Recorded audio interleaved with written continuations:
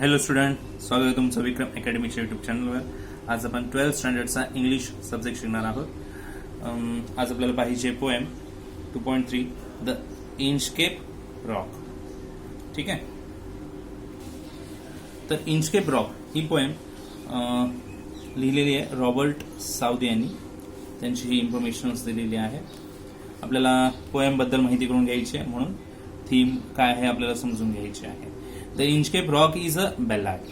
It is a story of the 14th century attempt by the abbot of Aberbrothock to install a warning bell on Inchcape, a notorious sandstone reef about 11 miles 18 kilometers of the east coast of Angus, Scotland, near Dundee and Fife, occupied by the Bell Rock Lighthouse.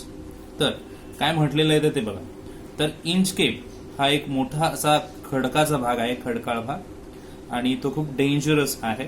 समुद्रातून प्रवास करताना तो coastal area जो आहे स्कॉटलंडचा, तो खडकाळ आहे, त्याचं नाव आहे इंचकेप.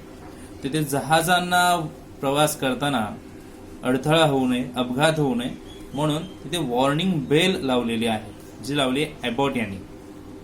कोणी लावली आहे? एबॉट यांनी. आणि ती बेल ऐकल्यानंतर समुद्रातून प्रवास करणाऱ्या जहाजांना कळतं की आपण इंचकेप रॉकच्या इथे पोहोचलेलो आहोत. मग तिथून त्यांना वेगळ्या पद्धतीने, वेगळ्या मार्गाने जाता येईल. Southey was inspired by the legendary story of pirate who remove the bell on the Inchcape rock place by the abbot of Aberbrothok. तर साऊदी हे जे आहेत पोएट इथे, ते इन्स्पायर्ड झाले होते त्या लिजंडरी स्टोरीज. कोणाच्या? पायरेट्सच्या, ज्यांनी इंचकेप रॉक इथे लावलेली बेल काढून टाकली. The poem gives us message. आता या पोएम मधून आपल्याला मेसेज काय मिळतो? Those who do wrong things will meet the due punishment. जे चुकीच्या गोष्टी करणार आहेत त्यांना त्यांच्या या केलेल्या कृतीबद्दल नक्कीच वाईट पनिशमेंट भेटणारच आहे.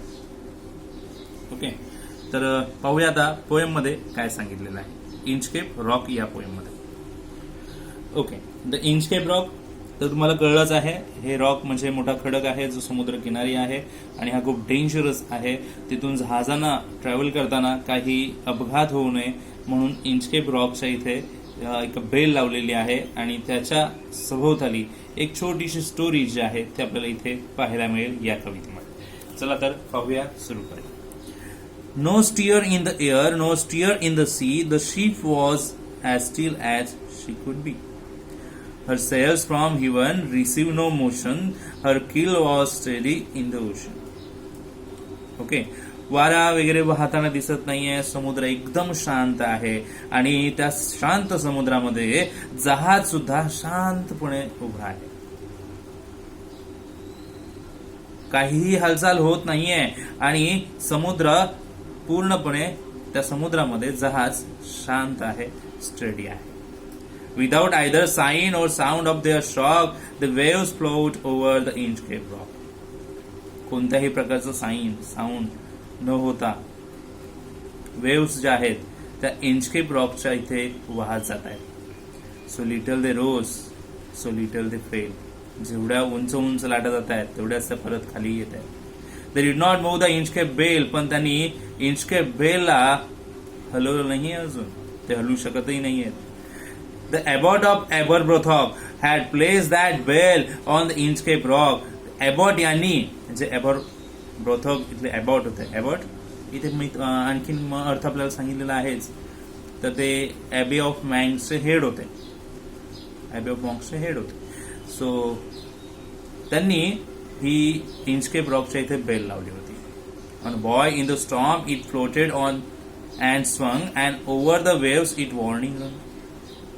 तर एक प्रकारे लाटांमधून प्रवास करत असताना जहाजांना एक इशारा मिळावा, वॉर्निंग मिळावी, ती वॉर्निंग बेल यावी म्हणून त्यांनी हा एक तरंगती खूण लावली होती.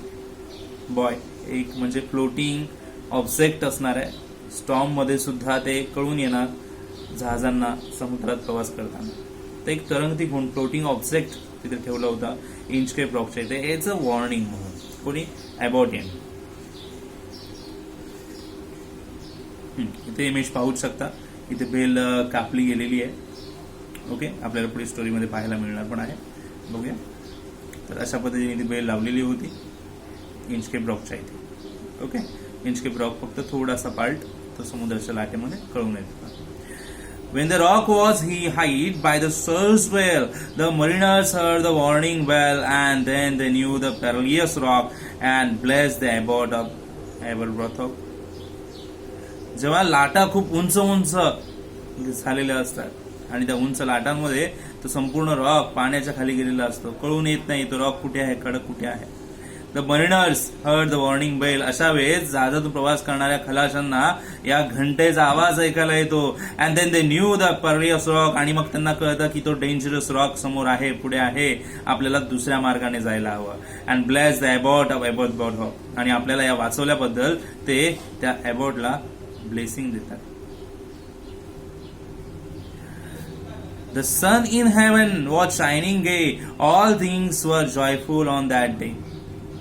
The seabirds screamed as they wheeled around, and there was joyance in their sound. त्या दिवसाचं वर्णन करतात ते. आकाशामध्ये सूर्य चकाकतोय एकदम. संपूर्ण दिवसाचं वातावरण आनंदी आहे. समुद्र पक्षी आकाशामध्ये घिरट्या घालतायत, भराऱ्या मारतायत, तेही आनंदानेच. आणि त्यांच्या त्या ओरडण्याचा आवाज ऐकायला मिळतो. पुढे बघूया. The boy of the Inchcape Bell was seen a darker speck on the ocean green. आणि तो तरंगती जी खूण आहे इंचकेप बेलच्या इथे लावलेली, ती खूण त्या एवढ्या मोठ्या ओशन्स मध्ये एखाद्या टायनी डॉट प्रमाणे दिसते, स्पेक प्रमाणे दिसते. Sir Ralph the rower walked his drake and he fixed his eyes on the darker speck. Sir Ralph the rower. Ralph the rower हा एक सी पायरेट आहे, समुद्री लुटारू आपण त्याला म्हणू शकतो. सो लूट करणारा. तर असा राल्फ द रोवर तो आपल्या जहाजाच्या डेकवर चालत होता आणि त्याने पाहिलं, त्याला डार्कर स्पेक एकदम छोटीशी खूण दिसली आणि त्याला कळलं ती खूण कसली आहे. He felt the cheering power of spring. It made him whistle. तो त्या स्प्रिंग सीझनचा मस्तपैकी आनंद घेत होता आपल्या डेकवर. शिटी वाजवून इकडून तिकडे जात होता, गाणी म्हणत होता, स्वतः गुणगुणत होता. His heart was mirthful to excess. आणि त्याचं हार्ट पूर्णपणे आनंदाने भरून आलं होतं. But the rovers mirth was wickedness. But शेवटी ती खूण पाहिल्यानंतर त्याच्या डोक्यात विकेडनेस आलाच. His eyes was on Inchcape float. Quoth he, my men put out the boat and draw me to the Inchcape row.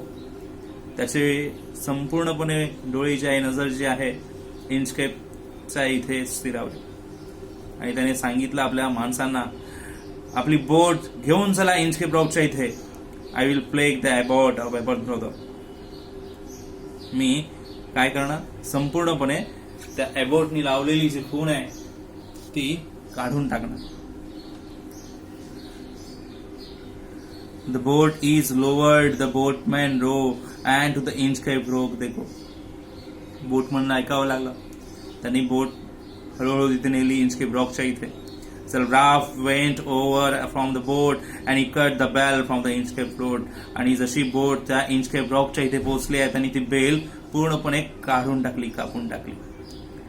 Down sung the bell with a gurgling sound. खळखळाट करत त्या आवाजामध्ये ती बेल पाण्यामध्ये डुबून गेली. The bubbles rose, burst around. Bubbles वर आले, आवाज झाला. कोथ सर्राफ. आणि सर्राफ आपल्या स्वतःशीच बोलले, the next who comes to the rock. आता कोण, जो कोणी इकडे येईल तो नक्कीच आता अबॉटला ब्लेसिंग देणार नाही, ब्लेसिंग देणार नाही. कारण नक्कीच त्यावेळेस तिथे बेल नसेल आणि ते जहाज नक्कीच त्या खडखळ आदळलेलं असेल. मशावेळेस ब्लेसिंग कशाला कोण देईल, हो की नाही. Sir Ralph the rower sailed away. He scourges the seas of many a day. And now grown rich with plunder's store, he steer his course of Scotland shore. मग सर राल्फ द रोवर पुढे जहाजातून प्रवास करू लागले, पुढे गेले समुद्रामध्ये. खूप दिवस तिकडेच होते ते. And now grown rich with plunder's store. आणि खूप प्रमाणामध्ये त्यांनी मोठी संपत्ती लुटली इतरांकडून. He steers his course for Scotland shores. आणि मग आपली दिशा त्यांनी पुन्हा वळवली स्कॉटलंडकडे. so thick a haze overspread the sky, they cannot see the sun on high. परतीच्या प्रवासामध्ये काय झालं, खूप सारं धुकं जे आहे ते पसरलं होतं.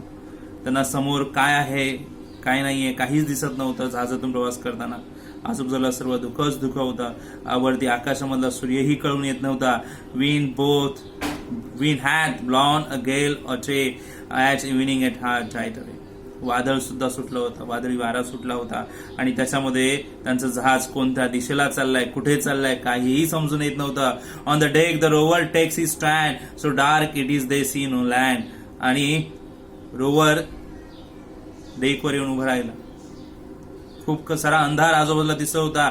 जमीन कुठे वाटून येतच नव्हती, दिसून येतच नव्हती. Sir Ralph said it will be lighter soon. Sir Ralph ओरडून सांगितलं आपल्या सहकाऱ्यांना, आता लवकरच थोडासा प्रकाश पडेल. For there is the dawn of the rising moon. कारण लवकरच आता चंद्र उगवणार आहे, चंद्राचा प्रकाश लवकरच पडेल आणि मग आपल्याला दिसेल पुढे काय चाललेलं आहे ते. पुढे कास्ट हिअर सेड वन. पण त्यांचे सहकारी आपापसात बोलत होते, काही ऐकायला येत नाहीये. द ब्रेकर्स रोअर, काही समुद्राच्या लाटा जमिनीवर आदळल्याचं समजत नाहीये. For methinks we should be near the shore. कदाचित मला असं वाटतंय की आपण पोहोचलेलो आहोत एखाद्या किनाऱ्यावर. Now where we are I cannot tell. पण आपण सध्या कुठे आहोत काहीच समजून येत नाहीये. But I wish I could hear the Inchcape bell. पण माझी इच्छा होती की आपल्याला इंचकेप बेल जर ऐकायला मिळाली तर नक्कीच आपण कोणत्या तरी मार्गाने पुढे जाऊ शकतो. इंचकेप बेल ऐकायला मिळणार होती का? नाही, त्या आधीच कापून टाकली होती.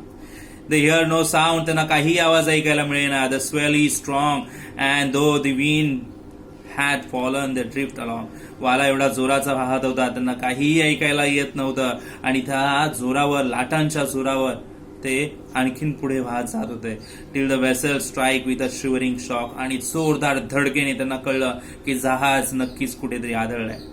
ओ क्राइस्ट, त्यांना कळलं it is the Inchcape rock. त्यांचं जहाज शेवटी आदळलं इंचकेप रॉकवर. Sir Ralph the rover tore his hair, he cursed himself in his despair.